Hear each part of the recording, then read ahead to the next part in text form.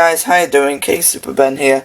Welcome back to a new video. So today I'm actually kind of bored at the moment. There will be a walking home from school vlog coming out soon, but at the moment we are going back to the DS collection. So I thought I would review on all the performance and that on the DS's. I've got my supply here. And I will go in order, so enjoy this video. Okay, so first we're going to do the one that started it all. The Nintendo DS. So I'm not going to play any games because I don't want to get copyright striked. But here's the performance speed of the DS. And I'm also doing this video, guys, because maybe none of you have seen a DS before.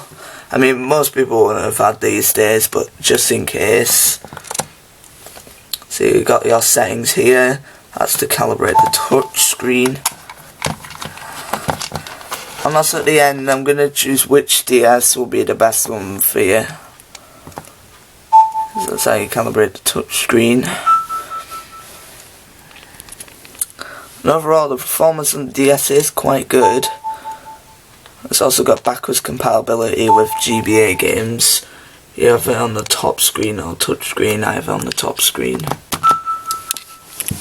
And that is the Nintendo DS. So, on to the DS Lite. So next on the list we have the Nintendo DS Lite. So mine's a bit broken because I've got a really terrible hinge and the screen goes like that. So I have to keep it down like that. But pretty much it's basically the same as the normal Nintendo DS. It's just smaller. It's a brighter screen, and I think the battery life's a bit longer as well. And a bit quicker. But apart from that, it's exactly the same. So not much to talk about on that. So on to the DSi. And also a quick note is it's still compatible with GBA games.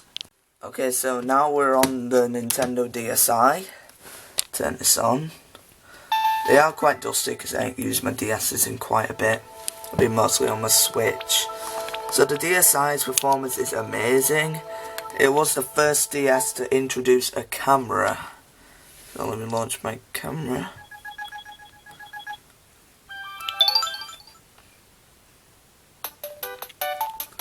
I mean, the quality isn't the best. See, it's like about the same as the first iPhone, but you can see my camera there, the Samsung ST7 II. And apart from like terrible quality from the camera, the DSi is an amazing alternative. But one thing it has dropped is backwards compatibility with GBA games. But it is still not good DS. Also introduced sound. Oops, I didn't actually mean to launch it. Let me just exit that. So it introduced the sound, the shop, and yes. So, and also it's got more on the system settings. But now on to the DSi XL. So the DSi XL. So this DS is amazing as well. It's the best DS to play original DS games in the best resolution possible. Because when you play it on like the 3DS's and stuff, it's quite blurry. But on the DSi XL, it's in really good quality. So the camera's a bit improved. It's got a bit of a longer battery life. And this one introduces web browser, the internet, Flipnote, and brain training and dictionary. But apart from that, it's near enough the same from the original DSi. So now, on to the 3DS family. So let's start off on the 3DS family with the original 3DS. So this one's clunky. It's quite small. It's about the same size as my DS Lite. It's no GBA slot, which wasn't removed on the DSi. The rest of these DSs don't have it. Improved camera, and also this camera's got video capability. So let's boot her up. And this was the one to introduce 3D, hence the name. And it also introduced a functional home button, circle pad, and also it got motion controls for some games, and NFC support where you get one of these NFC readers. And also it's got its own Mii's. Why is the volume so well? It's got its Mii Plaza, augmented reality, face readers, activity log. There's a lot. And then also it gives you some demos that you could try out, some like Kirby and Pokemon. And the camera is still trash, I have to admit, but it's better than the DSi's. So let's wait for this to prepare. And when I get to the 2DS, I'll talk about that when I get there. Oh yeah, I took the SD card out when I filmed that fireworks video. So yeah, it is improved and also shoots video. But now on to the 3DS XL. So on to the 3DS XL. So quick thing to point out is this was my DS before I started the DS collection, and it is a bit broken. Now this had to get super glued on because it does bow a bit when I close it. Because it did actually fully break once. And it's been through a lot with me. This 3DS XL scratched up. This bit's coming off a bit, and this is all rubbed off. But apart from that, it still works fine. And it's basically the 3DS with 3D, but it's bigger, larger.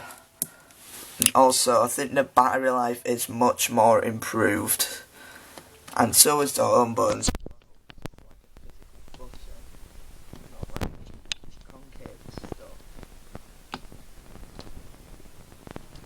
And also, the overall design is really sleek.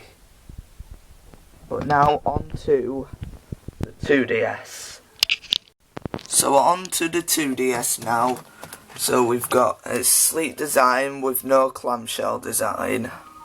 Also it's got improved cameras. Only one camera works. I think one's for like focusing or something. Giant art buttons, and hence its name. It hasn't got 3D capabilities. So this DS was prioritized to kids. So like if you got a kid or something, this would be the best DS option. But apart from that, it's about the same from the original 3DS and 3DS XL. But wondering how to put it in sleep, because you usually close it, there's a little switch here. So you just switch that and it goes into sleep mode. And this was my main camera, if you remember. I used this as my camera after my SC, or my fetching my dog and that. But now we are getting on to the new family. So first off, we are going to look at the new 3DS. So quick honourable mention, this new 3DS still hasn't got a micro SD card, so I won't be able to do all the stuff it does, like video and that. But when you do have it, this has got better 3D capabilities. So it's got face tracking, an additional C stick, which feels horrendous. And it did use SD cards, but like I said, if I open this up, it uses micro SD. See, mine hasn't even got one. And the battery is okay, but the cameras are one of the best on the DS's. And also mine is a bit modded, because if I press select, I've got this menu here. So I won't get too deep into that, but on to the new 3DS XL. So we've got the new 3DS XL here, so this is basically the new 3DS, except it's extra large. Improved battery, still got C-stick, 3D capabilities. And also I used this as my camera in Fetching My Dog Part 10 when I said thank you. And if you are looking to get a DS, this one is the most expensive, just so you know guys. But last but not least, we will now move on to the new 2DS XL. So we've got the new 2DS XL here. This is basically the new 3DS XL, except it's got just 2D capabilities. Its cameras are in a really awkward spot. I've got Super Mario 64 DS, which I actually got now. Nice. And then the micro SD card is much easier to get out as well, which is good. But overall, its design's amazing. And just a quick thing to note out is all DS's had a headphone jack. But now I'll say something else. So So the question you'll all probably be asking, which DS do you get? So if you want 3D capabilities as well, the 3DS XL I think would be your best bet.